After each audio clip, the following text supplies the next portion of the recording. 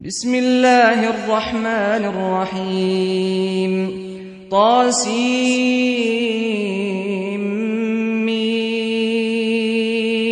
تلك آيات الكتاب المبين نتلو عليك من نبأ موسى وفرعون بالحق لقوم يؤمنون إن فرعون علا في الأرض وجعل أهلها شيعا يستضعف طائفة منهم يذبح أبناءهم ويستحيي نساءهم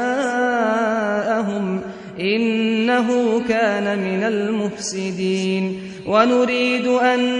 نمن على الذين استضعفوا في الأرض ونجعلهم أئمة ونجعلهم الوارثين ونمكن لهم في الأرض ونري فرعون وهامان وجنودهما منهم ما كانوا يحذرون وأوحينا إلى أم موسى أن أرضعيه فإذا خفت عليه فألقيه في اليم ولا تخافي ولا تحزني إنا رادوه إليك وجاعلوه من المرسلين فالتقطه آل فرعون ليكون لهم عدوا وحزنا إن فرعون وهامان وجنودهما كانوا خاطئين وقالت امرأة فرعون قرة عين لي ولك لا تقتلوه عسى أن ينفعنا أو نتخذه ولدا وهم لا يشعرون وأصبح فؤاد أم موسى فارغا إن كادت لتبدي به لولا أن ربطنا على قلبها لتكون من المؤمنين وقالت لأخته قصيه فبصرت به عن جنب وهم لا يشعرون وحرمنا عليه المراضع من قبل فقالت هل أدلكم على أهل بيت يكفلونه لكم وهم له ناصحون فرددناه إلى أمه كي تقر عينها ولا تحزن ولتعلم أن وعد الله حق ولكن أكثرهم لا يعلمون ولما بلغ أشده واستوى آتيناه حكما وعلما وكذلك نجزي المحسنين ودخل المدينة على حين غفلة من أهلها فوجد فيها رجلين يقتتلان هذا من شيعته وهذا من عدوه فاستغاثه الذي من شيعته على الذي من عدوه فوكزه موسى فقضى عليه قال هذا من عمل الشيطان إنه عدو مضل مبين قال رب إني ظلمت نفسي فاغفر لي فغفر له إنه هو الغفور الرحيم قال رب بما أنعمت علي فلن أكون ظهيرا للمجرمين فأصبح في المدينة خائفا يترقب فإذا الذي استنصره بالأمس يستصرخه قال له موسى إنك لغوي مبين فلما أن أراد أن يبطش بالذي هو عدو لهما قال يا موسى أتريد أن تقتلني كما قتلت نفسا بالأمس إن تريد إلا أن تكون جبارا في الأرض وما تريد أن تكون من المصلحين وجاء رجل من أقصى المدينة يسعى قال يا موسى إن الملأ يأتمرون بك ليقتلوك فاخرج إني لك من الناصحين فخرج منها خائفا يترقب قال رب نجني من القوم الظالمين ولما توجه تلقاء مدين قال عسى ربي أن يهديني سواء السبيل ولما ورد ماء مدين وجد عليه أمة من الناس يسقون ووجد من دونهم امرأتين تذودان قال ما خطبكما قالتا لا نسقي حتى يصدر الرعاء وأبونا شيخ كبير فسقى لهما ثم تولى إلى الظل فقال رب إني لما أنزلت إلي من خير فقير فجاءته إحداهما تمشي على استحياء قالت إن أبي يدعوك ليجزيك أجر ما سقيت لنا فلما جاءه وقص عليه القصص قال لا تخف نجوت من القوم الظالمين قالت إحداهما يا أبت استأجره إن خير من استأجرت القوي الأمين قال إني أريد أن أنكحك إحدى ابنتي هاتين على أن تأجرني 8 حجج فإن أتممت 10 فمن عندك وما أريد أن أشق عليك ستجدني إن شاء الله من الصالحين قال ذلك بيني وبينك أيما الأجلين قضيت فلا عدوان علي والله على ما نقول وكيل فلما قضى موسى الأجل وسار بأهله آنس من جانب الطور نارا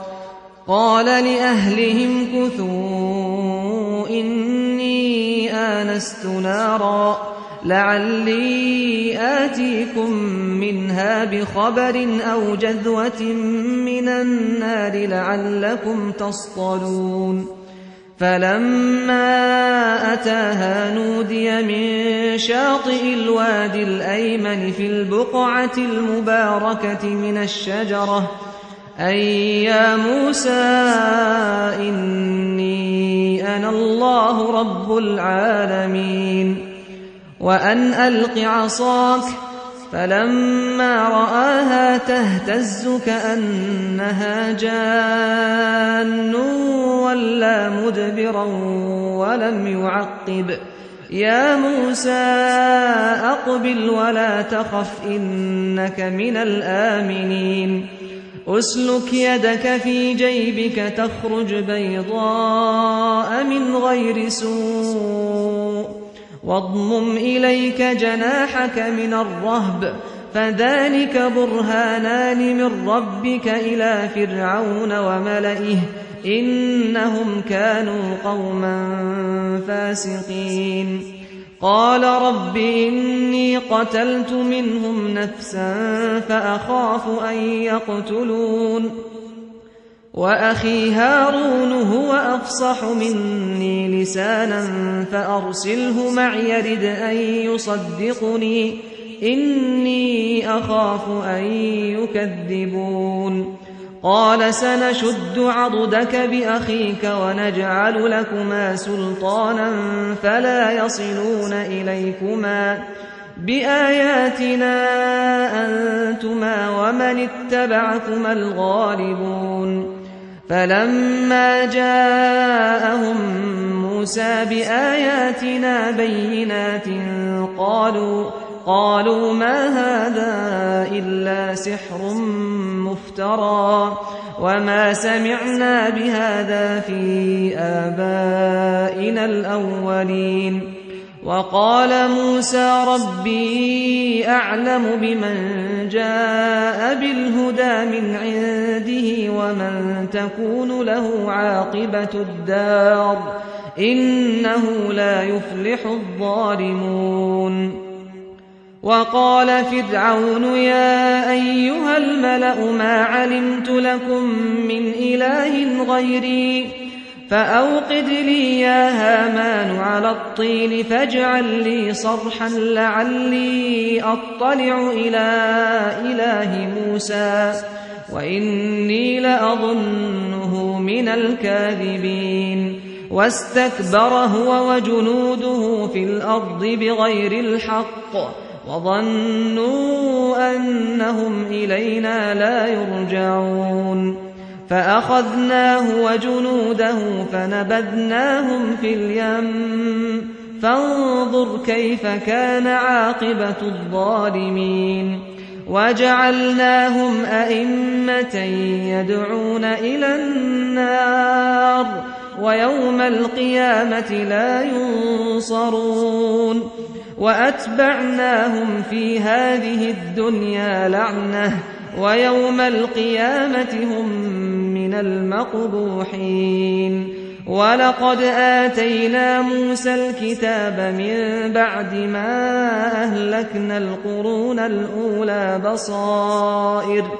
بصائر للناس وهدى ورحمة لعلهم يتذكرون. وما كنت بجانب الغرب إذ قضينا إلى موسى الأمر وما كنت من الشاهدين ولكننا أنشأنا قرونا فتطاول عليهم العمر وما كنت ثاويا في أهل مدين تتلو عليهم آياتنا ولكننا كنا مرسلين. وما كنت بجانب الطور إذ نادينا ولكن رحمة من ربك لتنذر قوما ما أتاهم من نذير من قبلك لعلهم يتذكرون. ولولا أن تصيبهم مصيبة بما قدمت أيديهم فيقولوا ربنا لولا أرسلت إلينا رسولا فنتبع آياتك ونكون من المؤمنين. فلما جاءهم الحق من عندنا قالوا لولا أوتي مثل ما أوتي موسى أولم يكفروا بما أوتي موسى من قبل قالوا سحران تظاهرا وقالوا إنا بكل كافرون. قل فأتوا بكتاب من عند الله هو أهدى منهما أتبعه إن كنتم صادقين. فإن لم يستجيبوا لك فاعلم أنما يتبعون أهواءهم ومن أضل ممن اتبع هواه بغير هدى من الله إن الله لا يهدي القوم الظالمين. ولقد وصلنا لهم القول لعلهم يتذكرون. الذين آتيناهم الكتاب من قبله هم به يؤمنون وإذا يتلى عليهم قالوا آمنا به إنه الحق من ربنا إنا كنا من قبله مسلمين. أولئك يؤتون أجرهم مرتين بما صبروا ويدرؤون بالحسنة السيئة ومما رزقناهم ينفقون. وإذا سمعوا اللغو أعرضوا عنه وقالوا لنا أعمالنا ولكم أعمالكم سلام عليكم لا نبتغي الجاهلين إنك لا تهدي من أحببت ولكن الله يهدي من يشاء وهو أعلم بالمهتدين وقالوا إن نتبع الهدى معك نتخطف من أرضنا أولم نمكن لهم حرما آمنا يجبى إليه ثمرات كل شيء رزقا من لدنا ولكن أكثرهم لا يعلمون وكم أهلكنا من قرية بطرت معيشتها فتلك مساكنهم لم تسكن من بعدهم إلا قليلا وكنا نحن الوارثين وما كان ربك مهلك القرى حتى يبعث في أمها رسولا يتلو عليهم آياتنا وما كنا مهلك القرى إلا وأهلها ظالمون وما أوتيتم من شيء فمتاع الحياة الدنيا وزينتها وما عند الله خير وأبقى أفلا تعقلون أفمن وعدناه وعدا حسنا فهو لاقيه كمن متعناه متاع الحياة الدنيا ثم هو يوم القيامة من المحضرين ويوم يناديهم فيقول أين شركائي الذين كنتم تزعمون قال الذين حق عليهم القول ربنا هؤلاء الذين أغويناهم كما غوينا تبرأنا إليك ما كانوا إيانا يعبدون وقيل ادعوا شركاءكم فدعوهم فلم يستجيبوا لهم ورأوا العذاب لو أنهم كانوا يهتدون ويوم يناديهم فيقول ماذا أجبتم المرسلين فعميت عليهم الأنباء يومئذ فهم لا يتساءلون فأما من تاب وآمن وعمل صالحا فعسى أن يكون من المفلحين وربك يخلق ما يشاء ويختار ما كان لهم الخيرة سبحان الله وتعالى عما يشركون وربك يعلم ما تكن صدورهم وما يعلنون وهو الله لا إله إلا هو له الحمد في الأولى والآخرة وله الحكم وإليه ترجعون قل أرأيتم إن جعل الله عليكم الليل سرمدا إلى يوم القيامة من إله غير الله يأتيكم بضياء أفلا تسمعون قل أرأيتم إن جعل الله عليكم النهار سرمدا إلى يوم القيامة من إله غير الله يأتيكم بليل تسكنون فيه أفلا تبصرون ومن رحمته جعل لكم الليل والنهار لتسكنوا فيه ولتبتغوا من فضله ولعلكم تشكرون ويوم يناديهم فيقول أين شركائي الذين كنتم تزعمون ونزعنا من كل أمة شهيدا فقلنا هاتوا برهانكم فعلموا أن الحق لله وضل عنهم ما كانوا يفترون. إن قارون كان من قوم موسى فبغى عليهم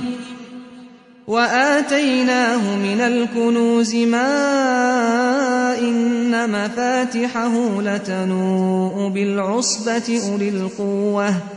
إذ قال له قومه لا تفرح إن الله لا يحب الفرحين وابتغ فيما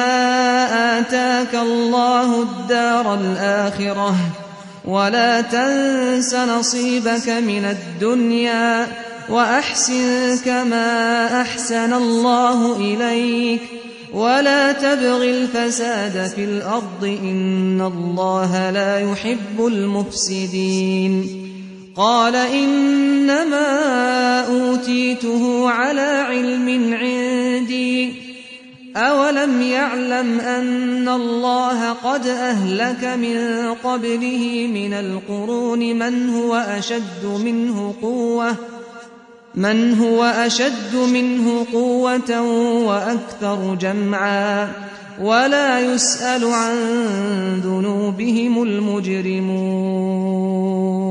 فخرج على قومه في زينته قال الذين يريدون الحياة الدنيا يا ليت لنا مثل ما أوتي قارون إنه لذو حظ عظيم. وقال الذين أوتوا العلم ويلكم ثواب الله خير لمن آمن وعمل صالحا ولا يلقاها إلا الصابرون. فخسفنا به وبداره الأرض فما كان له من فئة ينصرونه من دون الله وما كان من المنتصرين. وأصبح الذين تمنوا مكانه بالأمس يقولون ويك أن الله يبسط الرزق لمن يشاء من عباده ويقدر لولا أمن الله علينا لخسف بنا ويك أنه لا يفلح الكافرون. تلك الدار الآخرة نجعلها للذين لا يريدون علوا في الأرض ولا فسادا تلك الدار الآخرة نجعلها للذين لا يريدون علوا في الأرض ولا فسادا والعاقبة للمتقين. من جاء بالحسنة فله خير منها ومن جاء بالسيئة فلا يجزى الذين عملوا السيئات إلا ما كانوا يعملون. إن الذي فرض عليك القرآن لرادك إلى معاد قل ربي أعلم من جاء بالهدى ومن هو في ضلال مبين. وما كنت ترجو أن يلقى إليك الكتاب إلا رحمة من ربك فلا تكونن ظهيرا للكافرين. ولا يصدنك عن آيات الله بعد إذ أنزلت إليك وادع إلى ربك ولا تكونن من المشركين. ولا تدع مع الله إلها آخر لا إله إلا هو كل شيء هالك إلا وجهه له الحكم وإليه ترجعون.